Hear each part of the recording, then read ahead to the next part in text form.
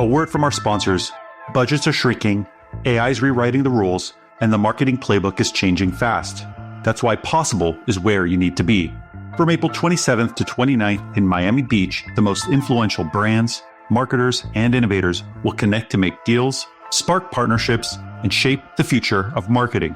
If you're serious about growth, visibility, and staying ahead, visit possibleevent.com and secure your spot today. Again, go to possibleevent.com to secure your spot. By now, you've probably heard about Marketecture Live. We put on 2 sold-out events jam-packed with the most insightful advertising content around. Speakers included Eric Seufert, James Barrow from Universal Ads, Mark Grether from PayPal, Olivia Corey from House, and of course, me and the Marketecture crew. Well, this spring, we're coming back bigger and better with a 2-day that's shaping up to be a must-attend event. March 10th and 11th in New York, we're putting on the new tentpole event in collaboration with Adweek and TV Red, and you absolutely need to be there. Early bird tickets are 25% off, and qualified brands and agencies can be comped. Go to marketecturelive.com right now. That's marketecturelive.com to get the early bird discount. Welcome to the AdTechGod Pod, your window into the world of advertising technology and the people behind it. I'm your host, AdTechGod. Welcome to the AdTechGod Pod, where we speak with the AdTech startup founders. Today's guest is Tal Shaked, the Chief Business Officer and co-founder of Rise. Tal previously spent nearly 8 years at IronSource, and prior to that was involved in various companies in the space. Tal has many mutual friends. I'm excited to have him with me today, all the way from Israel. So thank you for joining me, Tal. Welcome to the pod. This is amazing. I feel like I've died and gone to heaven and met the AdTechGod. It's amazing. I'm happy you're here. You know, I have to say, I'm an avid listener, and I listen to you. I mean, not all the podcasts, of course, but a few dozen. And you are a great companion for my morning bike rides when I need to get that cardio before a full day of work. Amazing. Thank you. Thank you for being a listener. And thank you again for staying up so late over there and being on the recording. Sure. Tal, I wanted to ask you, you come from fantastic background. We spoke briefly about Rise, and I was under the assumption that Rise was a startup on its own, but you had explained a little bit about the background of Rise. So maybe if you could take me back to how Rise came to fruition, how you came up with the concept, and then maybe how that rolls into the IronSource play and the background that you have there. So I can give you a whole lot of a background, which I think is super relevant also for this conversation. I've had a bit of an unconventional start into ad tech. If that's fine with you, I'd love to. I would love give you everything that rolls. Absolutely. And so, yeah, I was actually born in Israel, just so you know. And at the age of 2, my parents moved to the U.S. My dad basically got a full scholarship to do a PhD at Harvard Business. So they came to the U.S. in 1976. You can tell my age now. And they had $400 in their pockets. I grew up completely bilingual and, went to public school all the way through end of high school, and even stayed in Boston, which is where I grew up, and went to BU. And I studied international relations of Latin America and Spanish, which has nothing to do with advertising or business or tech. And, all I really wanted to do when I finished studying was go to South America and work for some, like a USAID or a Peace Corps or something like that. But I eventually landed a pretty cool first job out of college, which even to this day, I think is the coolest job that I've had. And I ended up getting a DIY startup gig for a university in Peru that basically wanted to start its own study abroad program and from scratch. And that led to me nearly living and relocating for 2 years in Peru. Oh, that's awesome. Right after school. And, then I moved back to the States a couple years and I was trying to figure things out, doing my GMATs, maybe going, filling out MBA applications. And I all of a sudden decided that with this kind of identity crisis of growing up bilingual and, in an Israeli home, but in the US, I moved to Tel Aviv right at the beginning of the first internet boom. And the first couple of months when I was here, I lived in my grandparents' house. I interviewed with like 12 different companies, and many of them at the time were, affiliate marketing, casino gaming types. And I got like 7 offers, and most of it was just because I think I was a native English speaker. And I started out with, at a skills-based gaming startup that was, really good socially for me, but at the end of the day, just didn't succeed. I went through another startup of a web development company. Nothing really good came out of that, except the fact that I actually met my wife there. So that was cool. Something good came out of that. Really, yeah, absolutely. And so my real entry into ad tech, and I've been in ad tech for 22 years, so I think it is relevant to kind of talk a little bit about the journey, is I joined a company called Hotbar. Don't know if you remember them or not, but I don't. They were somewhat of a pioneer in online advertising, but they created an ad-supported add-on and toolbar for Hotmail and Outlook, just to give you perspective of what the apps that were being used then. It was an IE browser with a toolbar that sat on top of it, and it allowed people to add smileys and all kinds of cool backgrounds to their emails. But really, what the business model there was these dynamic contextual buttons that kind of scanned the page that you were on and had these keywords that when you clicked on them would take you to like a full screen search page full of paid search ads. And those were changed, based on your browsing habits. So I was the strategic alliance manager there for a few years. My goal or my mission was to get distribution for all these products. I did content licensing deals for smileys and emojis and different backgrounds, even with like Disney, for example. But really, what was interesting was the work I was doing with companies that were at the beginning of, I think, the advertising revolution, which was Overture, or Miva and Foundology and all these other companies. So it was, it was a great experience in terms of online advertising school for me. And it was really my first foray into the space. And I think what was cool there was I had some really great mentors. So 2 of the Shark Tank panelists in Israel were my direct reports there. One of them ended up being the co-founder of Amobi, which you are familiar with, I'm sure.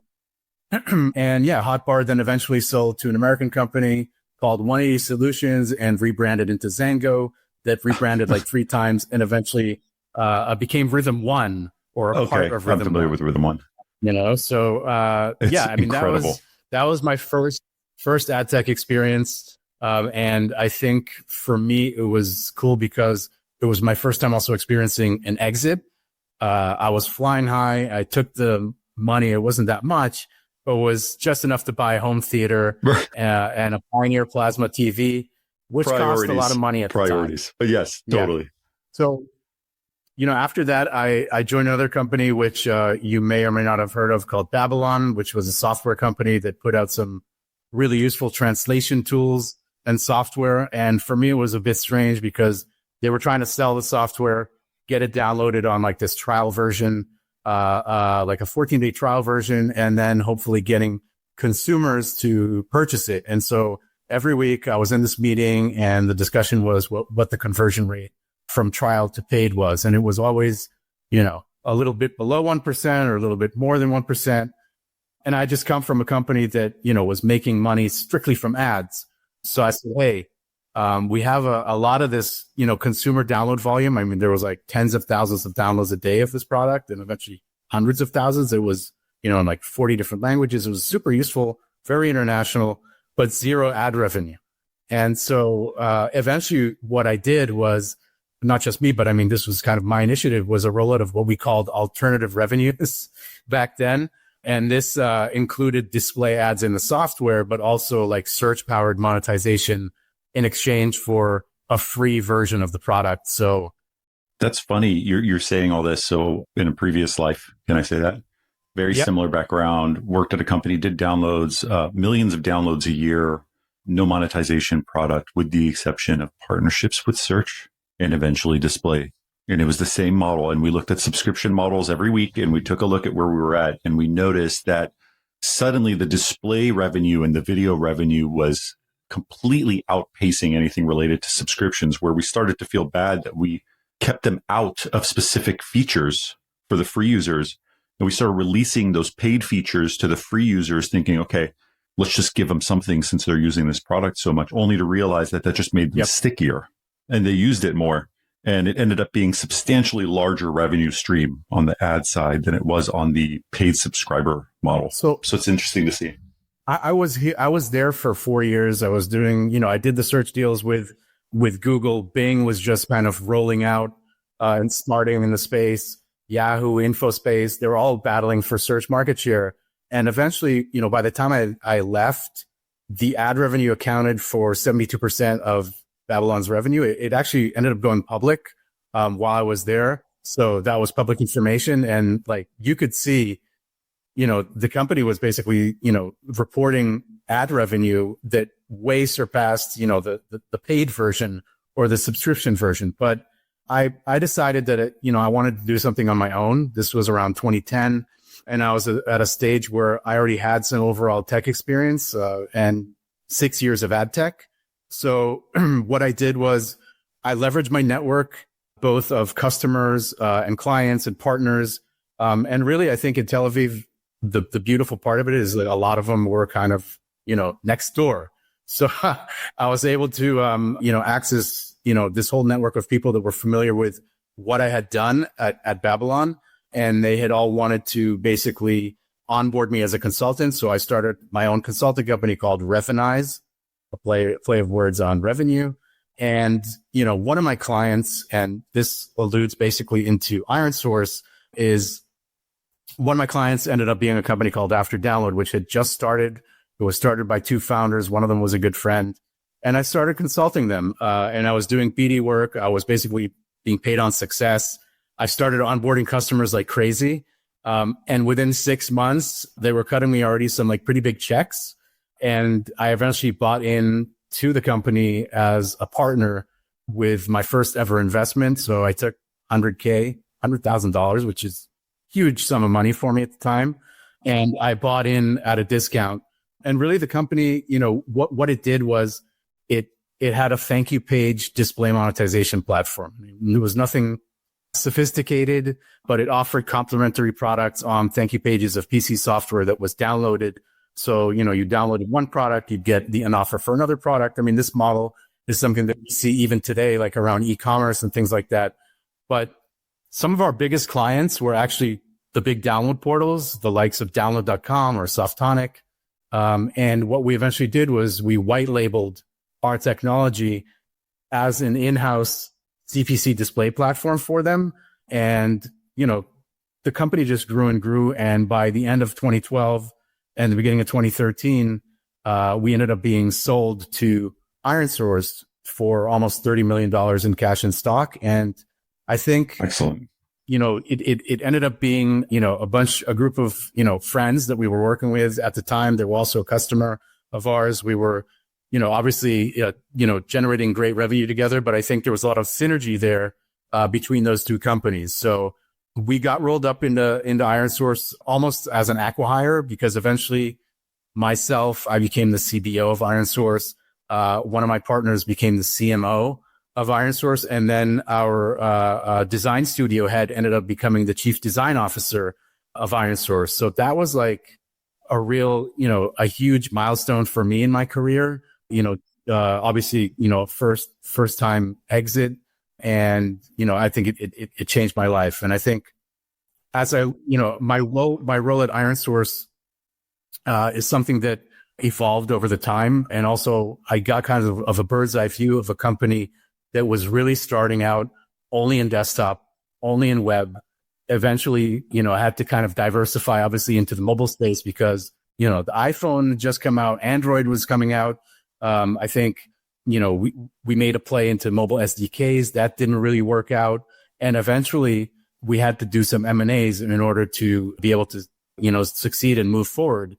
But my role then at the time basically was managing a bunch of global biz dev people across the globe that would drive new business and partnerships across all the different divisions of IronSource, which were eventually desktop, mobile, out-of-box experiences for the telcos, and a whole bunch of products, and kind of connecting the dots across all of these P&Ls and divisions and creating new opportunities for the company while also obviously, opening up new markets, but making sure that the existing P&Ls that were driving, a lot of the revenue were still being fostered and maintained and growing. So I wanted to ask you a few questions. You had mentioned that during the time that you were there was this big shift where, mobile became the new player in the market. Today, we're also seeing very similar shifts in the space. User behavior shift from search to LLMs like ChatGPT and other in the market. This has an impact all the way downstream, right? Like how websites are generating traffic, how much traffic they're generating, where people are sourcing information. And I wanted to ask you, like, based on where things are going and where AI sits today and how Agentic plays a role, I'd love to hear how Rise came to fruition from all of this, and then how you guys are addressing this at Rise with your clients and with your partnerships. Yeah. So, I mean, there's a lot, those are a lot of questions there, but I'll start with how Rise came into fruition, and then I'll talk a little bit about AI as a whole. But Rise was actually mostly a P&L within IronSource. It was, I would say, the legacy division within the company. And in order to take IronSource public, which was a decision that was made throughout 2020, and the kind of the goal or the date that we were looking at was in sometime in 2021, all the financial advisors basically and the underwriters basically advised, the shareholders and the main stakeholders at IronSource that in order to be able to IPO, and eventually it IPO'd at $11 billion, which is crazy, they really need to focus on a really narrow story to the market. And in order to do that, it meant, spinning out anything that was not core mobile, core game tech, off into a separate company and off the books by the end of 2020, beginning of 21. And then 6 months later, that IPO happened. And then a year and a half later, IronSource got acquired by Unity. So that was the end of that. But really, Rise was born out of a necessity for IronSource to IPO. It wasn't something that, we said, hey, let's start this thing that was, that is basically going to change the way, publishers and advertisers interact. It was something that was born out of a necessity for IronSource to succeed. And I will say that the first year of the spinoff was actually really tough because it was almost like manic depressive. Like on the one hand, we were a group that was, off to the side, but at the same time, the company we were just at was IPOing, and people were ecstatic. Everyone was super happy.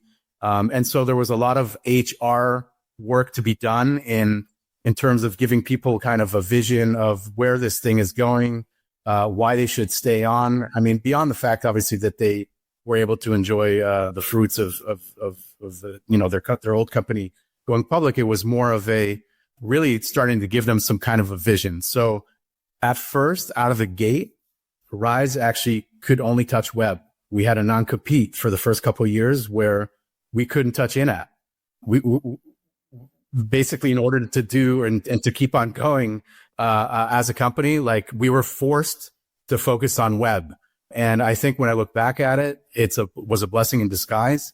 We actually only did web video at the beginning, and we quickly recognized an opportunity on display eventually, where we just saw that like a lot of the technology was super antiquated, server to server integrations, antiquated header bidding, really basic, no added value for anybody or anything in the ecosystem. But at the same time, like around 70 to 80% of publishers' revenue was still coming from display. And so diversifying into display and focusing on the technology there was really that first pivotal moment for Rise.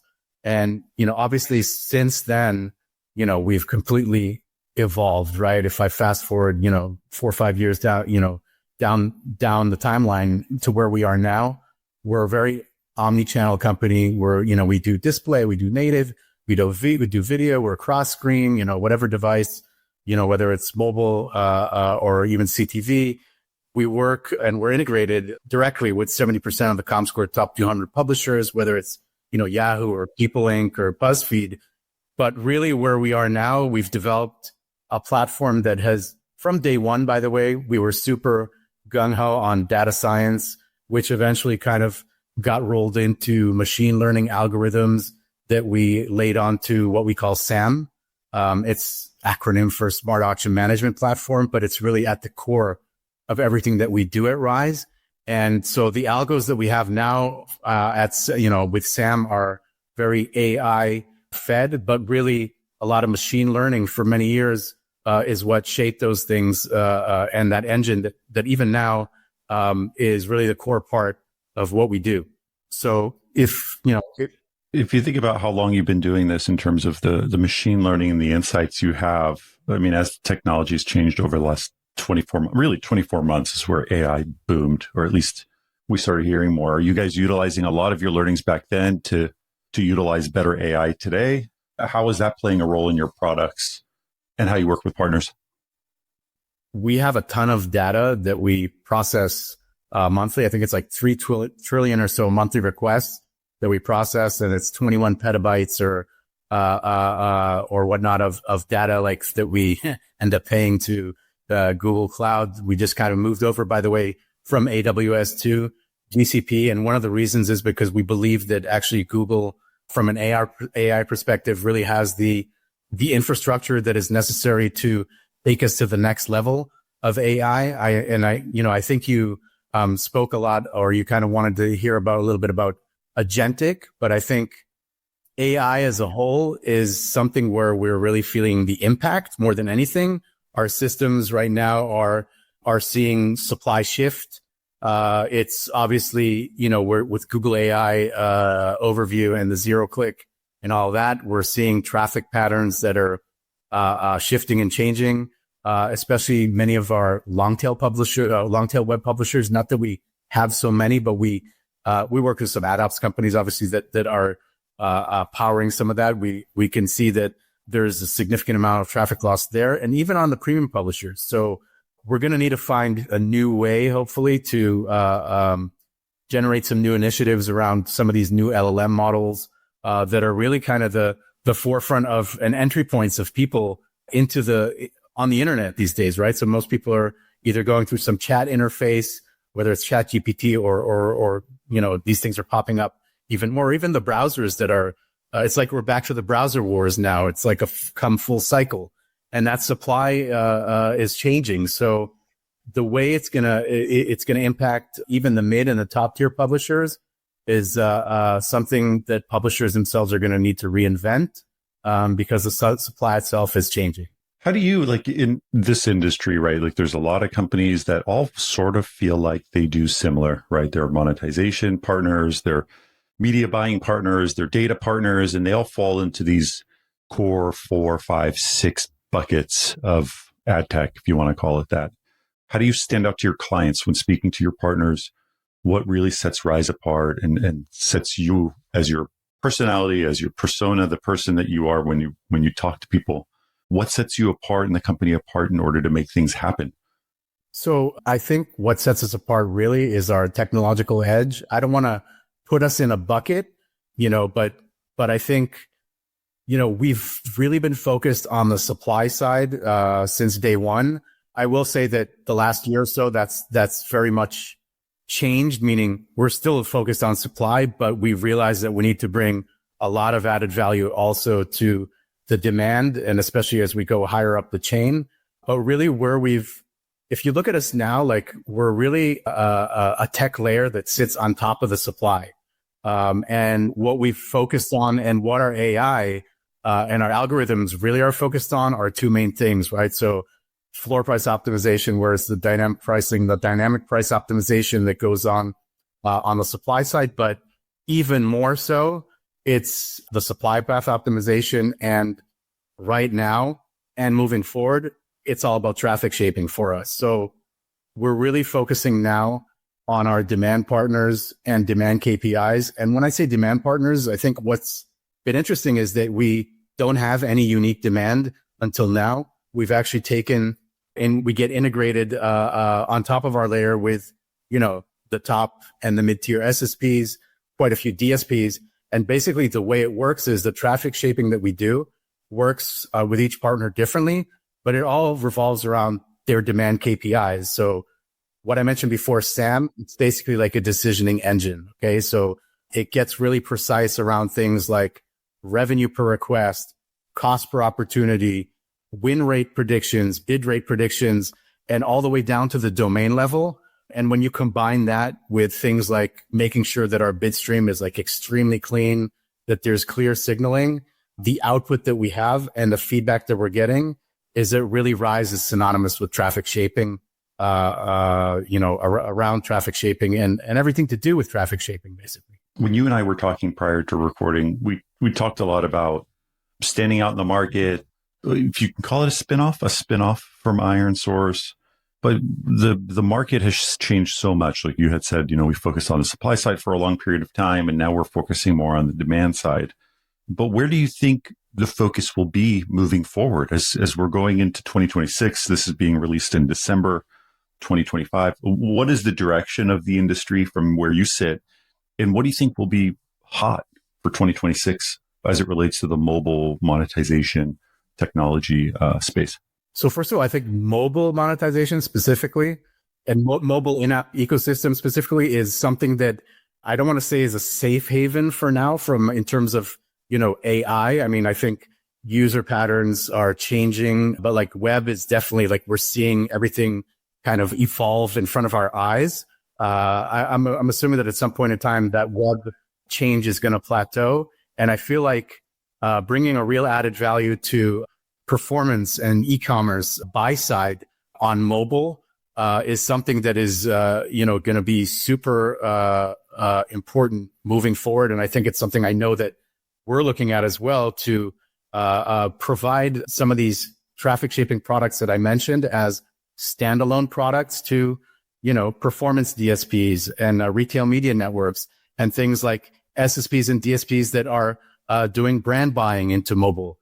Because right now, and at least for the foreseeable future, and again, we don't know where it's all going, I think the behavior of in-app users hasn't all that changed that much, especially obviously in gaming. I mean, people are still playing a whole lot of games. I think once you get out of gaming and maybe non-gaming apps, maybe that is changing a little bit, but still compared to web, there's still a lot of growth to be made there. And I think the other area that is really cool is definitely Agentic and Agentic advertising. It's something that I'm personally super excited about, and we're already seeing the beginning of it. And I think Rise definitely wants to be there. And I think, what you're seeing, especially on the buy side platforms right now is, things like, these chat-like interfaces that have already popped up, the ability for, agents to be working on our behalf in the background and doing things that usually took days and weeks to do in the past, whether it starts with, the creative agency and the campaigns that, they're creating, for example, if they're setting up a campaign, for Garmin, which I'm a big fan of, and that starts with, that creative group director basically going and prompting, whatever interface it is, their agent saying, I'll create this, this campaign for me. I want it to, be addressed to this demographic and give me 10 different versions of it, right? Just with one kind of prompt. And then that going to, maybe someone else who is actually the buyer in the agency, the actual person that's doing the buying, but they don't have to, call up 10 different friends, at DSPs and say, hey, I'm launching a campaign and the back and forth communications and emails, it takes forever. It's basically going to be them starting a prompt, again, setting that up by audience, by type of user demographics, by interests, categories, etc. And this is the cool part, right? So that agent goes out all over, at least the way I see it, the open web, and kind of interacts with a whole bunch of other agents. So it could be that data management platform, the DMP agent. It could be the curation platform agent.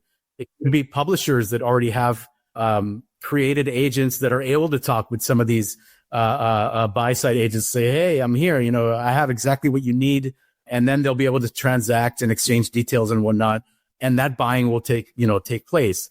And when it does, I don't think we're there yet, obviously. And I think, I don't know how long that's going to take to get to that level. There's definitely a lot. There's so much opportunity all the way from the creative phase to, delivery and reporting, operational capabilities, optimization. Yeah. But in my opinion, I don't think we're anywhere near that at this point. Like there's some great companies that are now building out the optimization features.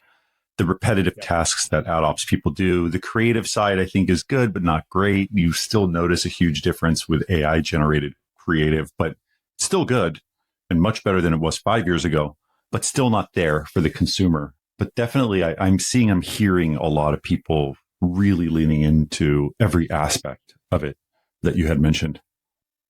And I don't think it's going to really replace people per se, by the way. I think it's going to replace like a lot of a low, grunt, like the grunt work, let's call it, like you mentioned on the ops side. I don't think it's going to, it's going to do all that and actually end up freeing people up, especially whether it's ad ops or customer success or sales, the account management teams to actually really focus on a lot of the more important things and, the more creative things, the more out of the box thinking that, me as, an executive in my company, like I know that I would love for our customer success team to be much more focused on, things like that and less on, these day-to-day, things that take months now to get set up, I'm with you.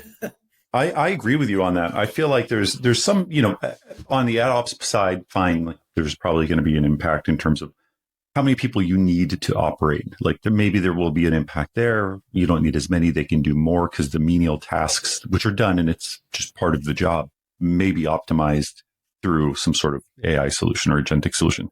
But when it comes to the account management side, I actually think that it slows down business when they are stuck pulling and creating reports, when this can be created in a very fast method. But the human element, the conversations that need to take place, and especially the relationship building, which I think is often really undervalued and pushed to the side whenever there's AI mention, still is such an important aspect. And what I'm hoping for is I don't get automated emails from a machine when I'm upset. I want someone to pick up the phone or someone personally to email me. It's okay if there's a typo. I don't care if it's not perfectly spelled. Like most people, that stuff doesn't bother me, but I want to know that there's someone on the other side that genuinely is like, hey, I'm sorry this is happening. Let me address this for you. Let me fix this for you. I got you. And I'm here to support. Very different. Preaching to the converted here. I mean, I can tell you from personal experience. So, my role at Rise is, again, I'm the chief business officer, but I'll let you in on a little secret. Like I actually don't manage anyone. I don't have anyone that reports directly to me. And I'll get to that in a sec. But what I'm really focused on is really that external outbound, or what I like to say is kind of like the Secretary of State of Rise. And so I end up mentoring as part of my role. Like half of what I do is really mentoring the teams here that are interfacing with clients and customers, and 99% of them are abroad, specifically in the US. And it's really about how you communicate with them. And so many times I'll get these, hey, what do you think? We should do this or say this, or maybe I should write that. And I'm like, is this created by some robot or something? Like it's completely soulless. There's no personalization. There is no soul. There's no, no flavor, no personal touch, like, which is super important. And, I don't need to tell you, but, this business is super relationship driven, right? It's personal. And I think there's a great time to use it. I think like I use it, right? Everybody uses it. I think there's a great time to do it. And I think other times it's like, just be yourself. It's okay if it's a run-on sentence. It's okay. Like it doesn't have to be perfect. And I think that's the big difference is when something is perfect, it often doesn't feel authentic. It feels very formal. And the more formal you are, the less personal it is. And I feel like being just yourself matters. There's a few really important things in business when you do business. And by the way, especially when it's from afar and remotely and COVID aside or whatnot, we're all based in Israel, and we don't have a presence in the US, but really what I focus, the things that I believe in are trust. In order to create trust, you need to, gain that trust, right? And in order to gain that trust, you need to get really, really personal. You need to know who you're doing business with. You need to really understand that these are people, and these people have problems. They have families, they have pets, they have hobbies, and if you don't know who these people are behind, the email or the name, or, even getting on the monthly call or the QBRs with them, yeah, there's some level of business you'll be able to do. But I think once you really get deep and go deep from a relationship perspective, the sky's the limit. And in ad tech especially, I've really, really, really seen that help. I've learned this myself, just, from experience, from this pod and this persona I've created. Yeah. Friendship, relationships is super important. Tal, as we kind of wrap up the podcast, final question, you mentioned a lot about being based in Israel, working remotely, not being able to just walk to your client's office in New York City or San Francisco or any other location in the US. How do you deal with that? How do you keep in constant contact with your clients? And how often are you here? So you're basically looking at Rise's U.S. presence as we speak. I am here. Yeah. Obviously I've always been throughout my whole career, I've always and my career has been here. I've always been the facilitator, right? The guy that facilitates between, the Israeli technology company and the culture and, the one that can speak American, not just English, but speak American on the other side. So I actually just came back from nearly 2 months in New York. On the ground. I was there for Adweek. I was there for Program. I was there for Marketecture, which was amazing. And I think, obviously I had plenty of meetings. I went to a lot of curated events, and networking was key. And I think, the amount of things I was able to get done, whether it's those meetings or coffees and lunches and dinners and drinks and whatnot, like it just opened up a lot of eyes here, with my peers as to the benefits of, having some people closer to the heart of it all. And everything just moves faster. I mean, Manhattan is crazy, by the way. The pace there is absolutely nuts. I grew up in Boston. It's a little bit slower, but when you're on the ground there, and until now we haven't had that. So we're doing a pretty good job over the last 5 years without having that presence. In getting to where we are and building that brand equity, but really moving forward, I think, that's going to change over time. Absolutely. Yeah. Awesome. Tal, I wanted to thank you for being my guest on the podcast, and thank you to Rise as well. Really wishing you a great end of 2025 and great 2026 since this is December. But thank you for your trust, and thank you for being on the pod. Yeah. Thank you so much. This was a dream come true. Amazing. Thank you so much. Thanks for tuning in to another episode of the AdTechGod Pod, a podcast for the people, about the people. Stay connected with me for more insights, trends, and interviews in the realm of ad tech. Don't miss out on the latest updates, so follow me on X, Instagram, and connect with me on LinkedIn. Don't forget, ATG Slack community has insights, networking opportunities, and jobs. Keep the conversation going and stay at the forefront of ad tech innovation.